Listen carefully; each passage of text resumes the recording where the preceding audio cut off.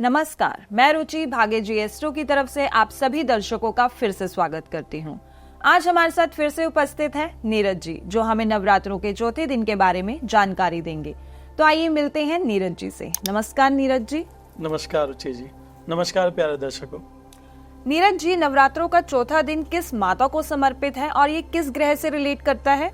जी रुचि जी, नवरात्र के चौथे दिन माँ कुष्मांडा जी की पूजा होती है और ये बुध ग्रह से संबंधित है। नीरज जी, नवरात्रों के चौथे दिन के पीछे की गाथा क्या है और माँ कुष्मांडा का स्वरूप कैसा है? जी, कुष्म का अर्थ होता है हल्का और अंड का अर्थ होता है ब्रह्मांड। इसलिए माना जाता है कि कुष्मांडा जी की हल्की सी मुस्कान से ये ब्रह्मांड उत्पन्न हुआ था और इसलिए इनका नाम हुआ कुष्मांडा। माँ कुष्मांडा जी के 8 हाथ हैं और इनके हाथों में कमंडल, कलश, कमल, सुदर्शन चक्र, गदा, धनुष और बाण और अक्षय माला है। इनका वाहन शेर माना जाता है। नीरज जी, हमारे दर्शकों को बताइए कि माँ कुष्मांडा जी की पूजा कैसी करनी चाहिए? जी रुचि जी, जातक इस दिन हरे रंग के कपड़े पहनकर हरे आसन पर बैठकर माँ कुष्मांडा जी की पूजा करेंगे और सबसे पहले आप माँ की मूर्ति या फोटो के आगे शुद्ध घी का दीपक जलाएंगे और फिर कुष्मांडा जी को कुष्मांड यानी सीताफल का भोग लगाएंगे। साथ ही माँ को हरी वस्तुओं का भोग भी लगाएंगे, जैसे हरी इलायची, हरी सौंफ माँ को अर्पित करेंगे। नीरज जी, इस दिन हमें कौन से मंत्र का जाप करना चाहिए? जी बता देता हूँ कि इस दिन माँ कुष्मांडा जी के मंत्र का जाप करेंगे।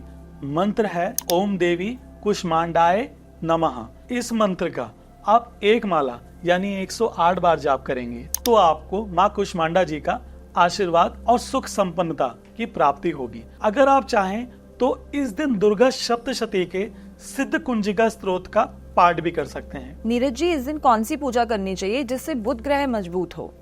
जी, नवरात्र के चौथे दिन का संबंध माँ कुष्मांडा देवी से है और इनका संबंध अनाहत चक्र से है, जो छाती के बीचों बीच नीचे की तरफ होता है। सभी साधना मन की चीजें इसी चक्र में स्थित होती हैं और अनाहत चक्र का रंग धुएं जैसा हल्का सा हरा होता है, इसलिए इसका संबंध बुध ग्रह से होता है। इस दिन बुध ग्रह को मजबूत करने के लिए आप हरे रंग के कपड़े धारण करें और हरे आसन पर बैठकर माँ को उतनी ही इलायची अर्पित करें जितनी आपकी आयु है और हर इलायची अर्पित करने के साथ आप बुध ग्रह के मंत्र का जाप कर सकते हैं।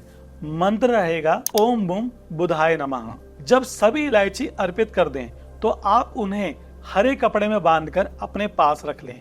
इससे आप देखेंगे कि आपकी डिसीजन लेने की क्षमता अच्छी हो गई है, आपकी बुद्धि शार्प हो रही है, आप स्किन रिलेटेड जो प्रॉब्लम थी आपकी वो भी सॉल्व हो गई है, साथ ही आपकी कम्युनिकेशन स्किल्स भी अच्छी हो गई है।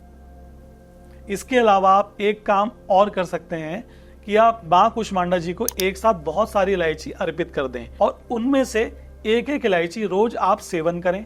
इससे आप देखेंगे कि आपका बुध ग्रह मजबूत होना शुरू हो जाएगा। नीरज जी, नवरात्रों के चौथे दिन का विशेष प्रसाद क्या रहने वाला है? कृपया हमारे दर्शकों को बताइए।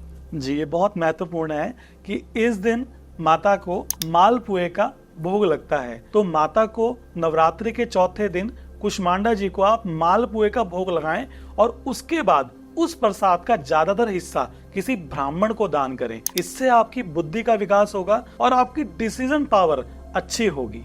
आप इस प्रसाद को स्वयं भी ग्रहण करें, इससे आपकी एकाग्रता अच्छी होगी। क्या इस दिन कोई ऐसी चीज भी है जिसकी पूजा आदि करके हम माँ कुष्मांडा जी का आशीर्वाद पा सके? जी रुचि जी, इस दिन दुर्गा बीसा यंत्र की स्थापना करना सबसे शुभ माना जाता है। दुर्गा बीसा यंत्र शक्ति का प्रतीक माना जाता है। इसकी स्थापना करने से आपको गुड हेल्थ, सौभाग्य और धन की प्राप्ति होती है। यंत्र की स्थापना और पूजा की विधि भी बता दीजिए हमारे दर्शकों को। जी अवश्य।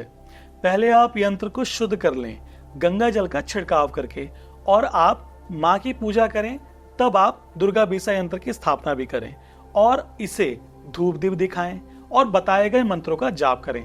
इससे ये यंत्र एक्टिवेट हो जाएगा और आपको शुभ परिणाम देना आरंभ कर देगा। साथ ही आप ध्यान रखें कि इस यंत्र को किसी भी चीज से ढककर ना रखें या इसमें किसी प्रकार की त्रुटि ना हो। यह यंत्र सोने की धातु में, चांदी की धातु में या अष्ट धातु में सबसे शुभ माना जाता है। आप इन सभी बातों का पालन करें और अपने जीवन में शुभ बदलाव होता हुआ देखें। धन्यवाद नीरज जी, जो आपने हमारे दर्शकों को नवरात्रों से रिलेटेड इतनी अच्छी जानकारी दी। तो दर्शकों, अगर आपको भी इससे रिलेटेड कोई जानकारी चाहिए तो आप स्क्रीन पर दिए गए नंबर पर कभी भी कॉल कर सकते हैं या हमारी वीडियो पे कमेंट भी कर सकते हैं। तब तक के लिए धन्यवाद।